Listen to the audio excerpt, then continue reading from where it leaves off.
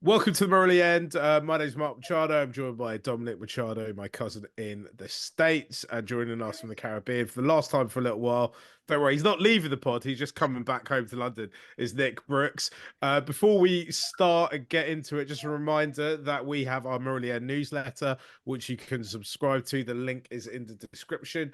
And also, if you're here, why not hit the subscribe button because we do regular content on what's going on in and around the Sri Lanka team coming out at least once a week. And it's all in English and it's all free as well. We don't ask you for any money. Might do it at some point, but not just yet. There's no point. No one's got any.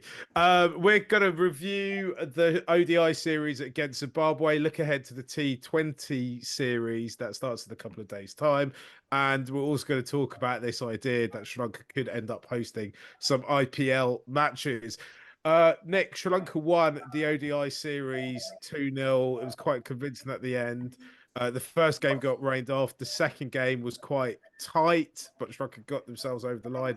And the third game was very, very rain interrupted, but Sri Lanka made very short work of the Zimbabwean lads. What's your kind of overall impression of this kind of new look ODI squad and what they've done in those three games? Yeah, I think it was a pretty positive series, all in all. I mean, it's hard to take too much away from it because it's had that kind of blink and you'll miss it feel, hasn't it? Especially with there being a bit of rain around. And I guess it hasn't helped for me that the games have started at 4 a.m. here. So I've been kind of like missing the first 3 hours of them. It's a shame that Avishka hasn't fired and that he's got three early ones. I hope that he's going to get a slightly longer leash and a chance to prove himself. Because that's kind of made me reflect on how difficult a job of an opening batter in modern ODI cricket is, because you've got to be able to really do a bit of everything, don't you? You've got to kind of deal with the moving ball up front, and then we want our openers to be explosive now. And so it's reminded me that opening the batting in ODI cricket is not an easy job, and I hope Avishka gets a longer chance to prove himself. I was really impressed with Janeth Lianagay's innings in the second ODI. I thought there was a really nice tempo to the way he played. It's unfortunate that he's probably not exactly the kind of player that Sri Lanka are looking for, another sort of more accumulator style batsman. And then, I mean, the main takeaway from today, I think, has to be just how much Wanindu Hasaranga brings to this side. And, you know, we always say you're a better cricketer when you're out the team than when you're in it. But, you know, what a comeback performance that was today. And it just shows, you know, his wicket-taking ability really changes the whole look of this Sri Lanka attack, which I think has looked pretty menacing throughout. And I think, you know, from the bowling side of things, I think there should be a lot of positivity for Sri Lanka. Yeah, I think lots of positives from it. Dom, what did you make of the new lads who came into the squad who weren't at the World Cup, either coming back from injury or kind of coming in for a first or maybe second or third time? Yeah. So I'll start with Siobhan Daniel, who got the call up today and opened the batting. It was a tough experience for him. The first, sort of run in ODI cricket, opening the batting, as Nick said, it's not easy. And Ngarava and Blessing are, you know, pretty serious bowlers, and they can trouble most batsmen in the world. So it was positive to see him stick it out, even though he was having some difficulty. So he was able to stick it out and grind it out and not, play flashy shots that were going to get him out first or second ball. So it was good to see that. I think it shows he needs a little bit more time, especially to get into the 1 day side. I think it might be a little bit easier for him to jump into the 20 over side because the blueprint is a little bit simpler, right? You go out there, see the ball, hit the ball, especially as an opening batter.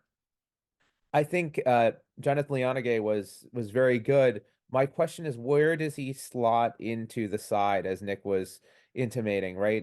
Today, it would have been interesting if it was a longer chase to see what kind of batting order would have been employed, because it seemed like it was Siobhan and Avishka up top, Kusal at 3, Sadira at 4, and then are we really going to bump Charith Asalanka down to 6? I don't think that's a good role for him. If anything, part of me was considering, after seeing his 100 in the first game of the series, whether he should be batting at 4.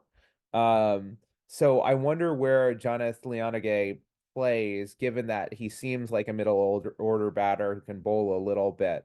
So, of course, it's not bad to have replacement players and not have the replacement be like, oh, let's get Dinesh Chandimal in the team. So that's good, but I don't think he'll be a starter in the 11 just yet. Sahan Arachige is an interesting one.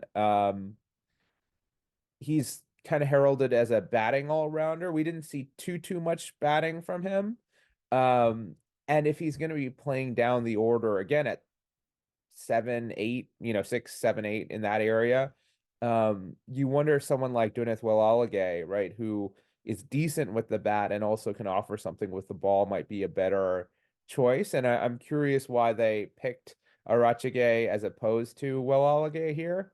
And the question that the new bloods bring to mind for me is, where are we going to find power in the lineup? One of the big problems that happened today is we saw Dawson Chamika get dropped, right? And he is our one reliable power hitter, unless you have someone like Kusal Mendes being very, very aggressive up top, or maybe Avishka as well. So that question still hasn't been resolved for me. I think there's definitely some promise in the players that they brought in, but I guess we have to kind of think of it as a cross training, right? We're not saying, okay, Jonathan is going to come in and play at 4 or 5, or Arachige is going to come in at 6 or 7, but these are players who have capabilities who we can fit into other roles. And I hope that's how the selectors see them, and they see Jonathan Lianage as Sudhira's backup, right, in case of injury, or they see someone like Sahan Arachige as a backup to Duneth Walalage, right? So thinking about roles and defining those roles and giving players opportunities is great.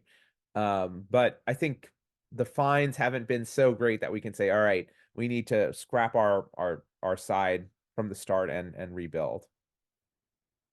I think it comes down to what is the role of ODI cricket for the next 4 years in Sri Lanka's game plan, right?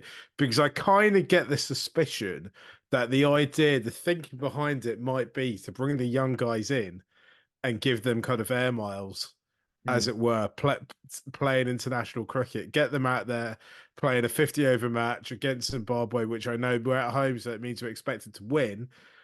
But you can kind of blood them. You can let Avishka lose his wicket with almost the same delivery 3 times, and there isn't going to be a huge amount of conversation in the background. They could just kind of build their confidence the way that they kind of did with Walalage a bit. Like, he came into the ODI setup and he kind of found his feet, as you were talking about, Dom. And I think that might be the case with some of these players that they've brought in for this. Because I woke up this morning and I woke up well before the team came out. But when I saw the team and I saw that Siobhan Daniels was in, I was like, yeah, I'm happy he's getting a chance.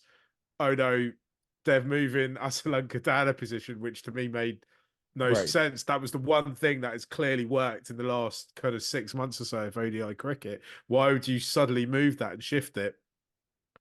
And then I was like, it's because they don't care that much, isn't it? It's because we're too far away in the cycle to be looking to that tournament in 4 years' time.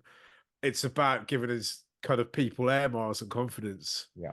Is it? Or am I trying to kind of give them too much credit? I hope your answer is correct. That's my hope, is that what we're seeing is precisely that. Like, it's a cross-training exercise where, okay, let's get these guys some game time. The more games we get under the belt of these players, the better in 4 years it'll be when we actually have to decide things.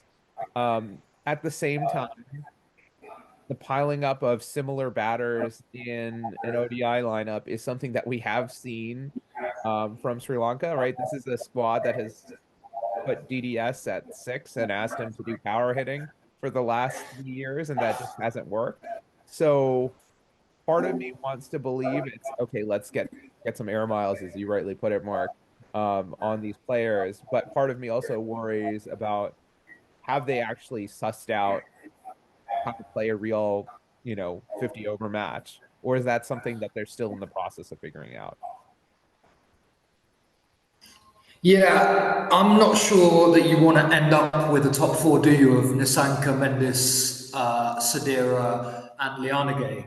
But I guess it is kind of trial and error at the moment because, I mean, we hear so often, don't we, the domestic competition in Sri Lanka being kind of denigrated and people saying that when you get to international cricket, it's basically a whole new thing. So I guess there is some element of until you get these guys in and around the squad and into the side playing international cricket, no one really knows how good anyone is. And so I guess it makes sense. And it definitely, as you say, Dom, it doesn't hurt having players like Liana Gay who've come in and done well in and around the squad. But, I mean, that problem remains with Chamika looking like his fallow run is continuing of where that kind of lower order boost is going to come. And, yeah, I mean, I guess the obvious guy is Hasaranga, whether he can be that kind of pounder at the back end of the innings.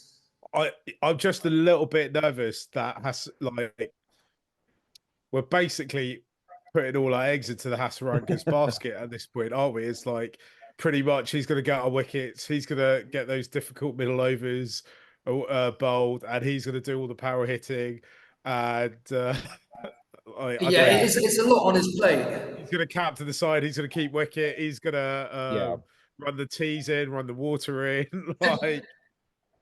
Where like I just think the batting situation is they've just got to somehow figure out if you look at like Kusal Mendis' trajectory where he's become a kind of power hitter effectively in terms of his boundary percentages. I know he's not power hitting per se in a more kind of classical sense of the word, but his boundary percentage is kind of getting up there, right? I haven't looked at it recently, but I think that's the way. You've just got to back these guys. You look at Asalanka and the fact that his strike rate seems to be going in an upward trajectory, and Asalanka is what, 25, I think. So you're kind of thinking he should have, if he stays injury free and stays in form, he could be around for another kind of decade, possibly a little bit longer. And you kind of think, where could Asalanka be in 3 or 4 years' time? Could he follow that same kind of Mendes trajectory? I think that's what we're all hoping for, right? Because I just don't think we're going to create power hitters the way that, say, England have and Australia have and India do. You know, if you look at all those individually, India get power hitters because just the sheer volume of cricketers they have coming through. England and Australia probably, I think they're developing them technically slightly younger, where I still think Sri Lanka, that in at schools and in domestic cricket, they're still being a little bit too conservative, right? Potentially, but I'm not on the ground, so I'm just kind of spitballing and reporting here. But I guess you would say that, I mean, even India haven't had that many, really, have they? I know Rinku Singh's come in and done really well recently, and Hardik can kind of play that role. But up until that, they've sort of been a bit top heavy as well. And I guess maybe you just have to kind of look at a different way of constructing your innings, and you can't expect to have someone at the back end who's going to come in and make 30 or 15 every time. Yeah. I wonder if, Mark, you were talking about Mendes and Asalanka, whether you think of opening with Mendes and moving up Asalanka to 4 to kind of allow them to get into that boundary hitting zone a little bit earlier. I think Mendes, we've seen this in T20 cricket, can clear the field in the power play. And I think that's something that you can kind of unlock, and it's a different role. And I think, as Nick said, right, if Sri Lanka is trying to build these scores, they have to be role focused, right? They don't have the natural power hitters to just say, okay, go fling the bat and you'll eventually get to 350. They have to be smarter than everybody, which, we have done in the past. But right now, I think that's where we need to kind of take the leap forward is, okay, how do we use the talent that we have? How do we maximize the guys who can become power hitters, right? And how do we use that to construct a meaningful and quality ODI side in the future? I think I'm going to write about this for the newsletter coming up. If you haven't subscribe already. Links in the description, or subscribe now. About how I think I've pretty much watched at least highlights of every Asalanka innings that he's played for Sri Lanka, and I remember his debut series might have been in England. Yeah. when they came for that ill-fated Durham tour, and I remember thinking, right, this guy's coming with a lot. There's a lot of reputation with him. People have said they should have picked him a couple of years before, probably because of COVID. He didn't quite make it. You know, he got selected or made his debut slightly later than he should have done. But actually, since that point, he's developing and evolving as a batter. And it kind of reminds me, and I'm about to give him that absolute career kiss of Oh death, no. a little bit of Sanga, right? In terms of like he's in the side, and at first when you see him, he's not very pretty on the eye at Yeah. all. But the more I see him, I don't know, maybe it's that you know, my eye, but my eye sees runs as more beautiful than his style. But he just seems more and more comfortable playing international cricket and more comfortable at the crease. And he's starting to look like, or in flashes of there being quite a stylish batter in there. Maybe a kind of cross between early Sangakkara and early and kind of late career Ranatunga. What do you think, Nick? I think there's a little bit of Arjuna in him. It's funny because I saw ages ago, I saw Fernando on Twitter talking about how Asalanka's got a kind of pretty ugly style amongst a lot of more aesthetic batsmen. But I think he's got a kind of ugly, stylish thing going on where it's a bit agricultural. But I don't find him too hard on the eye. I think something that I've noticed about him and something that we saw in that century in the first ODI is that he takes a little time to get into his innings, doesn't he? And he seems to be much more comfortable power hitting, you know, once he's had time at the crease. So I do understand Dom's call that maybe he could go up a slot. Everyone bumps up one. Yeah. So you get Kusal opening with Patham, Sadira at 3, Charith at 4. And then I wonder if there's maybe the opportunity to experiment at 5 with one of these kind of guys who we've seen as destructive T20 openers and just kind of throw him into number 5 in the ODI side and see how we do. So a Siobhan Daniel or an Avishka or a Cruz Poulet, and give them, you know, a chance to play a slightly different role and see whether maybe Sri Lanka unearths a sort of finisher that way. Yeah. Because I've just got paranoid of what I've said about Kumar Sangakkara. Can I clarify what I meant by that comment? Comparing them is that Kumar Sangakkara ends up being a much more established and much better cricket player than what he starts off being, and because he goes away and he learns the game and he develops and he figures out how to bat in different conditions and what strokes to play when and how to take on certain bowlers, and that's the quality that I see in Charith Asalanka. That I think he could replicate and could make him a better batter as he develops through the game, and that's why I'm comparing both of them. So for the comment, guys, that was the reasoning. Sorry, Nick. Yeah, I love you. I think that's what they've got to try and do, right? I don't know whether you'd put Avishka that low down because we probably need to spend some time talking about him, and this seems like the right moment to do it. I mean, he got a great opportunity here when Patham, the Sanka got sick. He's got dengue, and hopefully recovers soon and gets full fitness soon. But he just wasn't able to take it, and I think the frustrating thing for the fans is that it appeared to me that they got him out exactly the same way 3 times, right? Yeah. That length ball, or sort of back of the length ball, angling in at the stumps, it seems like he just doesn't have a good sense of where that off stump is. He's either poking at it when it's a little bit wide, or or there's a big gap between bat and pad. I think the other thing we saw that was strange is we didn't see an aggressive shot from Avishka, and I think that had sort of been a hallmark of his batting when he bats well, as he takes on the bowling. You know, we can all remember what he did to Jofra Archer in the 2019 World Cup, right? And even in this year's LPL, he got into a hot streak where he's finding the boundary regularly, but he was struggling to put bat on ball. And part of that might be, and we've talked about this, the idea that, oh, I have to get runs. I'm in the team, I have to get runs, because if I don't get runs, I'm going to get dropped, right? It's not I'm in the team to play a specific role and I'm going to play that role. It's just I need to get runs to my ledger so that I can go back to the selectors and say, well, I scored 50 runs. So how do you start playing like a team? And I think that's one of the challenges Sri Lanka will face is okay, what roles does everyone have, and how much, rope does everyone have when they have those roles? I remember when Owen Morgan took over in 2015 in England, right? He said, okay, you guys play this. I'm telling you, you're going to play this way.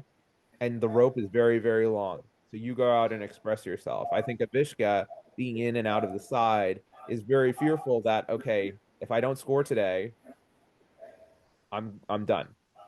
And hopefully they'll persist with him. So long as Potham is not, it can't play. And even if Potham can play, I think you could persist with him. So I'd like to see that. I think he's someone they've invested a lot in, who has a ton of talent, and we've seen has really a very good. He's a very good one-day player. Like that is his format. Um, he can score quickly. He can be aggressive. He can do all sorts of things. So I'd love to see him return to form a bit here.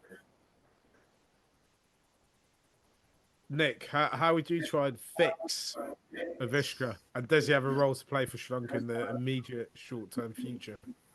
Yeah, I hope he does. I mean, I hope he's given more chances. I don't know if there's anything to fix, really. I mean, and Gaurav kind of had him as his bunny this series, didn't he? And it can happen. And as Dom said, there's pressure coming, and it's not easy. Facing the new ball when it's moving around a bit, sometimes under lights on tracks which aren't the best for batting. I mean, obviously, you don't want to see a guy who we're hoping can kind of be a bit of a saviour for Sri Lanka come in and get 2 ducks and a 4. But I think sticking with him and just, as Dom said, kind of giving him the freedom to go out there and play his game. He is going to get early ones from time to time, but you think he's the kind of player who can go out and make 70 or 50 and get Sri Lanka off to a really positive start. And so there's no reward without that little bit of risk. I hope we see more of him, and I hope we see some runs from him against Afghanistan. Guys, should we move on and talk about the T20 series? Wanindu is captain, finally. And Angelo Mathews is back in the side. Those are the kind of two headlines from the squad announcement. What do you guys make of the rest of the squad, Dom? I was surprised. I think that we saw the selectors favor younger players in the one-day series, and they've almost gone the opposite direction here. So in addition to Angelo coming back, and mind you, Angelo has not played T20 cricket at the international level for 3 years now. They also bring Kusal Pereira back. They're also bringing Dhananjaya De Silva back, which is kind of a surprising thing after Upal Tharanga said we're not going to consider him unless he's batting in the top order. They also brought in Kamindu Mendes, who is a bit surprising. He didn't have a particularly great domestic season, and he struggled in the LPL as well. So I'm not quite sure what they see in him as a T20 batter. Because they have plenty of bowling. So I can't imagine that they're looking at Kamindu as someone who can come in and bowl. But those were sort of the 30 plus guys are the guys that I was thinking and looking at and thinking, why are these guys in the squad? And then to speak of the 30 plus guys, one guy who's not in the squad is Monica Rajapaksa, right? And does that mean Angelo Mathews is seen as playing a Monica role? What role do they envision for these seniors in the side, and why we were talking about the dearth of power hitting in the Sri Lankan lineup.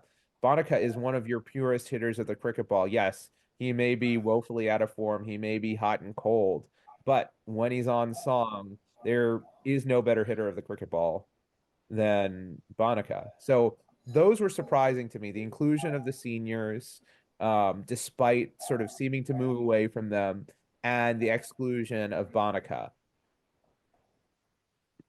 Nick, were you as equally surprised by the squad as Dom was, and I was as well? Yeah, I was. I thought the ODI squad was pretty good, but I think, to be totally honest, this squad looks a bit of a mess. Like, I don't have a problem with KJP being in it if they think that he's the best opener come the World Cup in 6 months' time. But like Dom, I don't really see what role Angelo plays. I mean, he's not a guy who hits a lot of boundaries at this stage in his career. He's been more of a bowling all-rounder. So that doesn't make a lot of sense to me. I don't see quite where Dhananjaya fits. Again, Kamindu Mendes is a guy who I think has got a career strike rate of around 120. So like, I hope I'm proven wrong with him, but he doesn't look to be a natural T20 player at this stage of his career. And then the omissions, yeah, again, I was surprised by Barnuka. I don't know what's going on there, if it's something to do with the SAT20, because I saw he hasn't arrived in South Africa yet, so I don't know quite what the situation is there. But I was also a bit surprised that they haven't considered Chamika. And I thought again that, Avishka Fernando, it would make sense if he was in this squad. So, yeah, I mean, I was reading this squad. There were a lot of things where you're like, oh, wow, they've done that, which is never ideal. But the bowling looks strong, doesn't it? So, I mean, I don't think it's a disastrous squad, but there are a few head scratchers in there. The one for me I really thought was a left field pick was Akila Danajaya's emergence in the squad. I mean, I just did not see that one coming. And what's even odder is an ESPN Quick Info, they have him down as an all-rounder, though his highest score in T20Is is 11. Though it wasn't not out. So the squad is slightly, I think, imbalanced. The place for me where we seem to be stronger the most is all-rounders, right? We just need a seeming all-rounder that isn't Dustin Sharnaker, and that's why I think it's or is an alternative to Dustin Sharnaker. That's why I think it's slightly weird Chamika isn't in the squad, because I suppose the decision was Chamika or Angelo, and they've gone for Angelo. It's no secret that Angelo and Hasaranga are mates. And if Hasaranga wants to pick his mates, I mean, Angelo is a cricketer with pedigree. It's not like he's literally just picked his. He could have picked his brother. He could have picked his brother, and I'm sure he's got non-cricketer mates. He could have got into the squad. It wouldn't be the craziest thing that's happened in Sri Lankan cricket. So maybe that's why Chamika didn't get the pick, but I suspect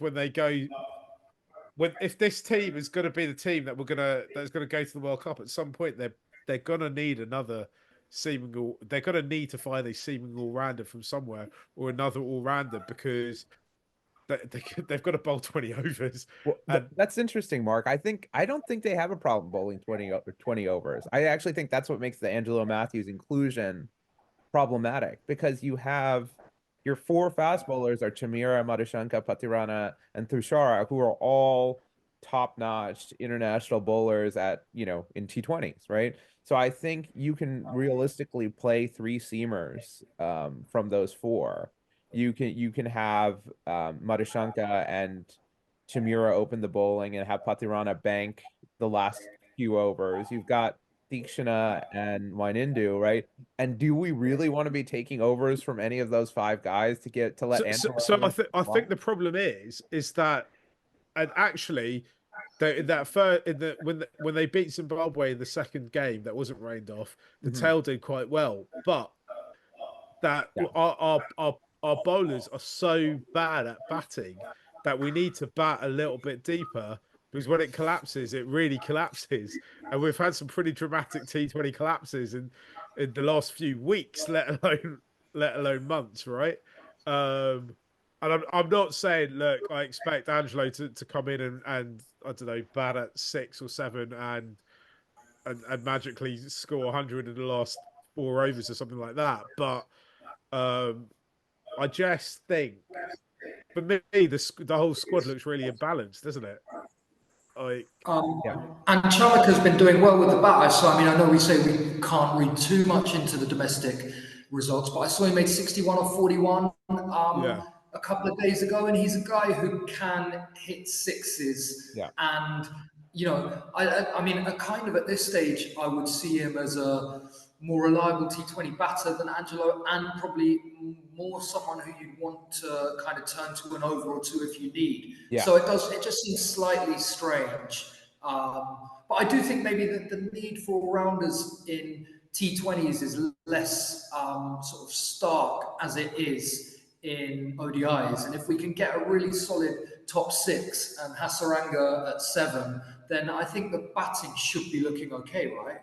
So my personal potted theory, and I've no stats to back this up, is that you win T20 games with good batters and good bowlers. You win T20 championships with good all rounders. Oh, interesting. So tell us about this theory. Well, if you look at, I'm trying to think of the last.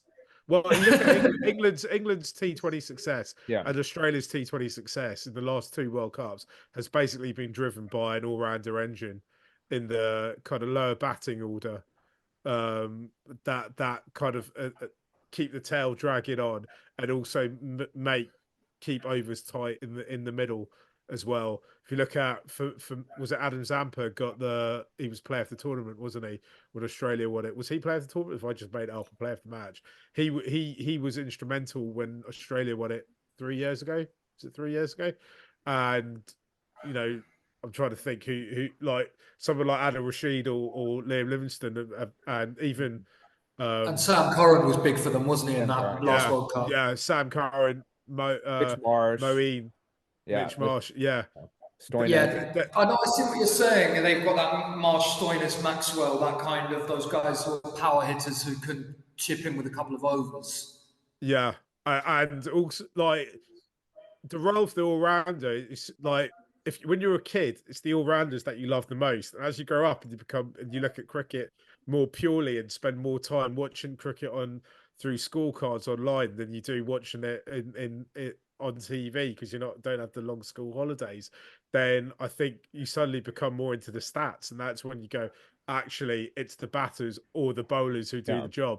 But it's always the all-rounders that are the ones that create those really golden moments. In my opinion, I could be totally wrong. And obviously, Sri Lanka's greatest all-rounders, Sanath Jayasuriya, and he's unavailable for selection at the moment. I'm sure he'd make himself available for selection if the need arise. It's interesting, Mark. I think maybe it's just what I'm seeing is the Sri Lankan all-rounder, right? Like if we had a Liam Livingstone, or if we had, a Sam Curran, or if we had, a Marcus Stoinis, slot him into the squad. Doesn't, I don't care. But I think that's I guess part of the issue is we don't, the absence of an all-rounder reduces the flexibility we have in the way that we construct our squad. I think it'll be interesting to see what combinations we go with in the US and West Indies and what the pitches look like, because there might be the argument to only play 2-seamers, or and in those occasions having an all-rounder who can pitch in an out over or 2 can be really, really useful. I think it just provides more flexibility. I'm more worried, frankly, about the top 6, what that's going to look like. I don't know. I think we can bowl 20 good overs. I don't know if we can bat well for 20 good overs. So what do you all make of what would your top 6 be if from this squad? But I just check. I haven't seen anything on this. What's Patton Masanka's fitness status, or what we're assuming is he? Has there been any updates on whether he'll be able to play? I haven't seen anything.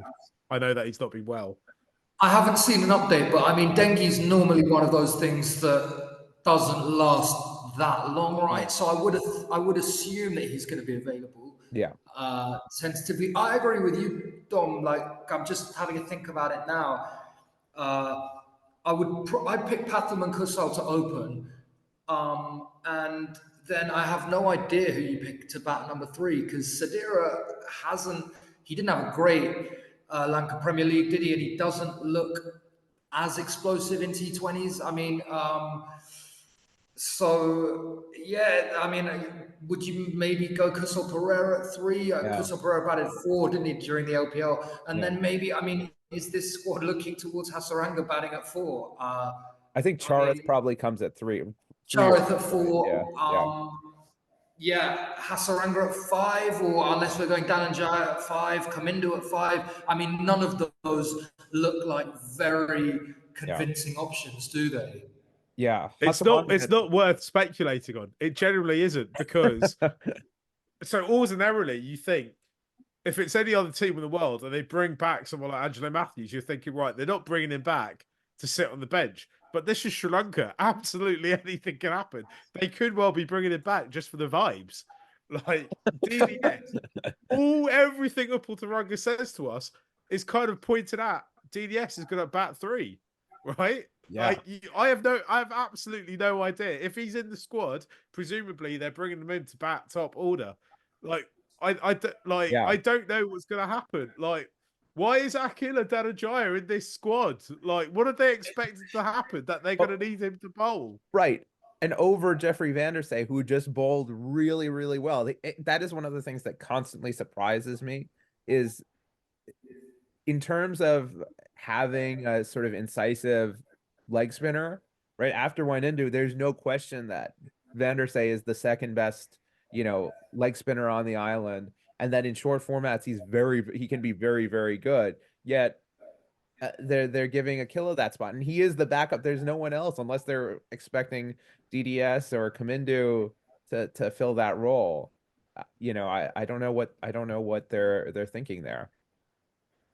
It It's feels also strange because he didn't play at all during the ODIs, did he, Akila? And you'd assume that he's not going to start in this. So, I what's don't the think point he was in the ODI squad. I think was he's he only, not? I don't think so.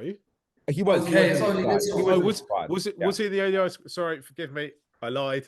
But I mean, a guy who hasn't played international cricket in 5 years, I actually couldn't remember watching him in the LPL this year. I had to look it up, the fact that he played. Oh, he did But play. I I mean, didn't. Huh. he did play. But I mean, you would think that maybe if you're going to have someone around the squad carrying drinks, why don't you go for a Vijayakanth or someone young who you kind of can blood with an eye towards the future? I mean, I thought Akila was great before he, got called for chucking and all that kind of stuff. But is he going to have a second coming at this stage of his career? I guess he's only 31, but I mean, I Nick, don't know. it would be like his third or fourth coming. Yeah. Yeah. Absolutely. And do you know what, right? I quite like him, and he'll always have a place in my heart because he was in the 2014 squad and team. And maybe they've picked him because maybe he's gone away and developed a secret new ball that they're going to unleash in the USA in South Africa when we play in New York on what is it, the 6th of June. But if he comes in and he hasn't developed, I just don't know why he's there. If he hasn't done something, because the last thing I remember him doing was getting hit for 6 sixes by Kieran Pollard. Yeah, that's the last. I was just gonna say that. That's the last thing I remember him doing in international cricket. Though I do also think, did he not take like a fourfer in that game? He took a hat Oh, trick. took a hat trick. Yeah. He's had one of the world's strangest careers, not just in sport, but in everything in general. Right? We should at some point do a deep dive into his career. Yeah. His test record's remarkable as well. 33 wickets in 6 tests at an average of 24. I mean, it's a bizarre career. So yeah, and he's always smiling and seems like quite a good guy. So maybe again he's just there for the vibes. But I just can't see in what circumstance he's getting a bowl. As I say, unless he's got a new secret ball, the biscuit ball or something. I don't know. That would be great. Gosh, so are we? What do we think of Zimbabwe as a T20 side? Because we seem to play them annually at the moment, and every time I see them play, I always think they're much better than I think they're going to be.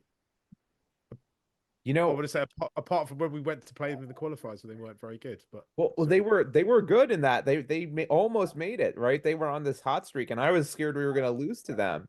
And they're a pretty decent side as a T20 side, but they haven't qualified for the World Cup. Uganda is the qualifier there. It's in fact kind of surprising to me because when you look at their squad, you see a lot of talent, good fast bowling talent. You see some quality spin options. I would love to have Sikandar Raza in the Sri Lanka squad. He'd be one of those guys that I'd immediately snap up from another side and say, okay, please put him in my team. So I think they'll definitely give us a good fight. I think our bowling will likely be too strong for their top order. And just to shout it out, I mean, Dilshan Madushanka has continued to be absolutely amazing. And his bowling has been excellent. So I'm excited to see what he does as a T20 bowler. I'm curious what they'll do with the fast bowlers, how many they'll play and who they'll play. Um, Whether they'll, because Patirana has only played one T20 international, so I think it'll be interesting for that. And I think Zimbabwe will provide some good resistance at some point. I'd imagine Raza will throw up a big innings and cause some trouble with his kind of slippery bowling as well. And we've seen Muzrabani and oh geez, I'm forgetting the left armer who took Avishka's three. Guevara, Yeah, Garava. and Garava, you know, caused some trouble for the opening batters. So I think uh we kind of have to judge Sri Lanka by how they play, not by the results of these matches. We want to see them play looking forward to, okay, what is T20 cricket going to look like at the World Cup? And that's probably, again, to go back to the squad, what's disappointing, because if you're anticipating what is T20 cricket going to look like at the 2024 World Cup, this side is not a side that you would say should be heavily favored in those circumstances. I'm gonna do the Mark Machado thing and be like, do you know what? Like, as much as we can talk about this squad being quite weird, I think by the time we get to we're still what, 5 months away, Yeah. 6 months away. I think some of these players will be out pretty quickly because they won't play any role, and they'll bring other people in. We've just had yet another existential Sri Lankan cricket administrative crisis. This is a kind of, in a way, it's a kind of crisis squad. It's what I'm going to refer to as Uncle Light, because there's a couple of other uncles who are sitting about. I say uncles, they're my age, who are sitting about thinking, oh, I was just about to pack the cricket bag. And we see you, Dinesh. We see you, Timothy. And they're not having to pack the bag. I think if you look at the ODI squad, and actually it was quite progressive. Yeah. And I think, not everyone, but some of the lads in there ended up taking their chances. If these uncles, the Uncle Lights, or the grand cousins, maybe, if they don't take their chances, I think they could be out there is pretty quickly as well. You got to look at someone like Kusa Pereira, who's been a great servant to Sri Lankan cricket. He's played a number of memorable innings. We've all been talking about South Asian teams in South Africa recently. Yeah. If someone like him doesn't seize this opportunity, you've got to say he's probably not got that many more opportunities left. You'd imagine. Yeah. Right? Do you think this is a compromise squad? So, they're because we heard these narratives, right? Okay, it's going to become Uncle CC once Upultharanga and friends take over. So we have the progressive ODI squad and then the sort of regressive T20 squad. So maybe this is the result of some infighting that's happening among the selectors, among SLC, but that's just a theory. Yeah, I mean, like, I do remember thinking this at the time when it was like, who are the new selectors? Who are they going to pick? Is Uncle CC coming back? And you're like, well, Diramane's not coming back. Like, he's done playing international cricket. He's talked about it. I think he lives in a lovely house in Australia somewhere, and he's very relaxed. He's got his feet up, drinking a beer, watching the Big Bash every night, probably playing a bit of grade cricket, having a great time. I think Dimmoth, he's obviously an absolute kind of gun test batter, but T20 cricket's just not for him, and that's absolutely fine. I don't think even he would say realistically it was a good idea for him to come into the squad. And then you got Chandimal, but actually Chandimal's been in the T20 squad in the last kind of year or so. Yeah.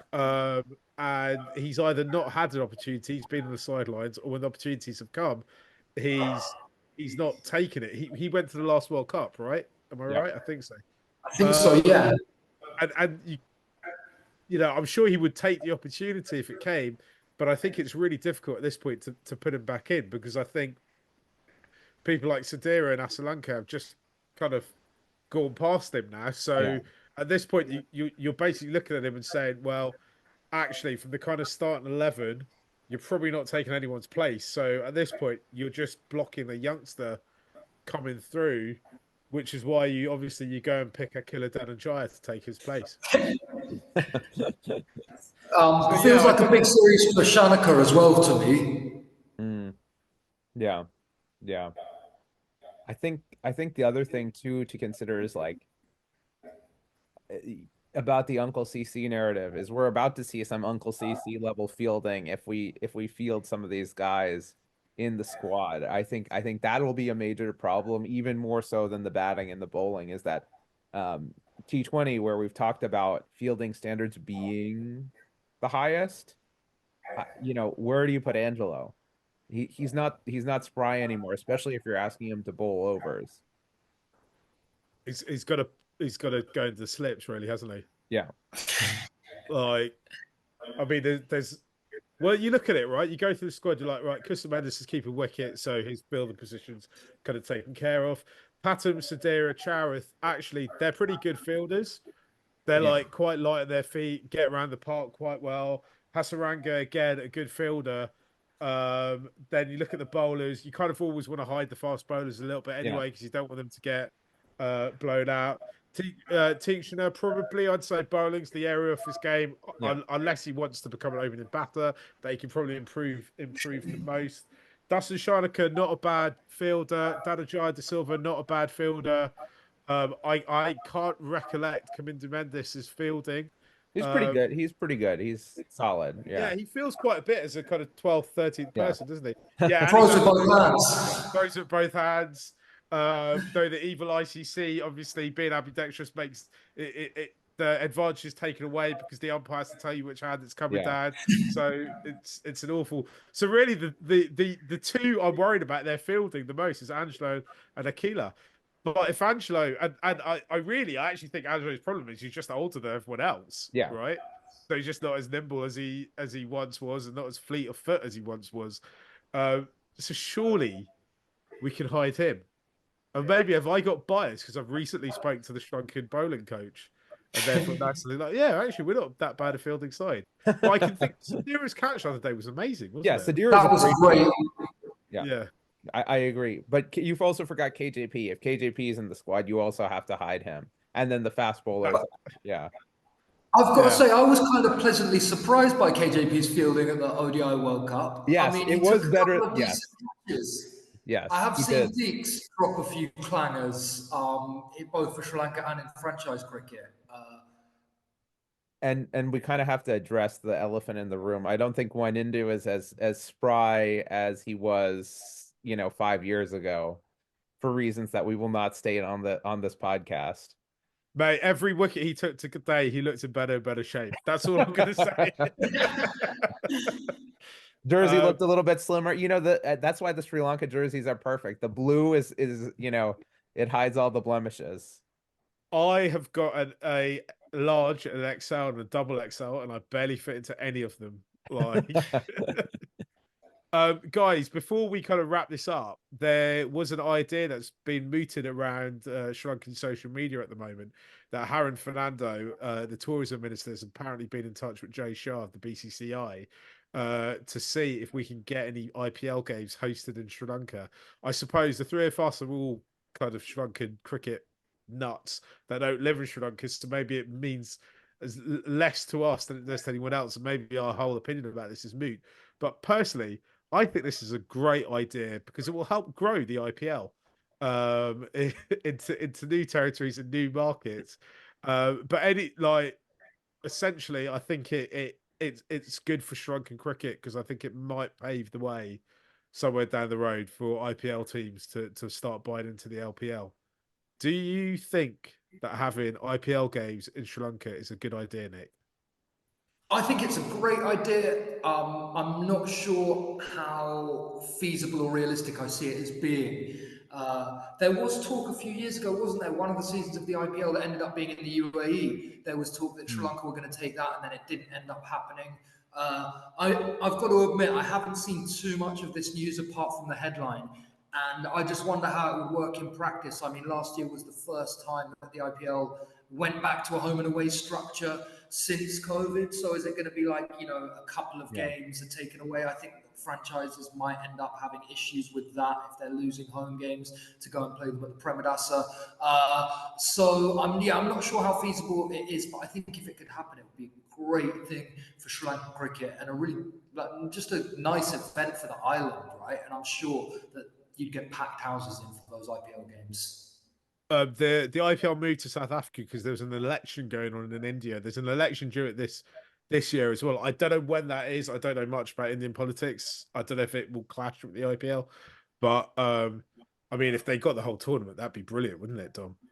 Yeah, I mean, if they got the whole tournament, that would be amazing. And I think one thing that people would talk about is the weather, right? I think that's certainly an issue when it rains in Sri Lanka. I could imagine there being a lot of complaints. We saw what happened in the Asia Cup when India-Pakistan got rained off, and the second day that they had for the second India-Pakistan match.